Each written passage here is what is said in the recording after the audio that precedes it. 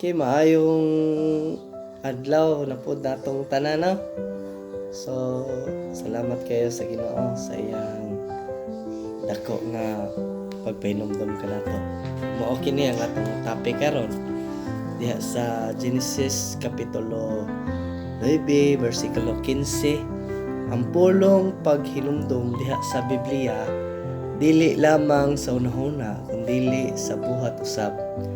Ang paghinumdom inubanan sa buhat kana ang paagi sa Dios. Nihinumduman sa Dios ang iyang gisaad kang Noah ug wala na siya magpadalag lunok.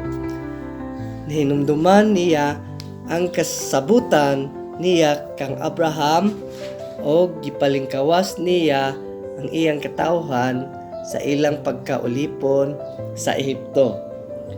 Nihinumduman niya si Ana ug gihatagan niya kining anak. Nihinumduman niya ang kasalanan sa iyang katawhan o gisilutan niya sila sa laing bahin. Wala na niya hinumdumi ang ilang mga sala pinaagi sa pagpasaylo kanila. Buot sa Dios nga kung kita mahinumdom kinahanglan ubanan nato sa buhat. Ang pagpahinumdom nato sa Dios nagpasabot sa pagsalig nato kaniya nga ihatag niya sa atong mga gikinahanglan. Ang paghinumdom sa adlawng igpapahulay nagpasabot nga balaano nato kini. Ang pahinumdom sa maayong nabuhat sa uban nagpasabot sa pagbalos og maayo kanila.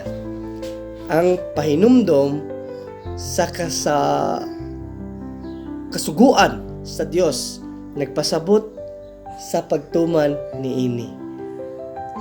Ang paghinumdom sa kabos nagpasabot sa pagtabang kanila sa ilang panginahanglan og sa espesyal nga paagi hinumduman gayud nato si Kristo nga sa ato pasalamatan nato siya sa iyang pagkasiya. Makikhiusa kaniya sa iyang kamatayon ug lig-onon ang pagtuo kaniya. Niining tanan kabahin sa atong pagkaon ug pag-inom sa katapusang panihapon sa Dios diin atong gibuhat aron paghandom kaniya. Amen. God bless. God loves you.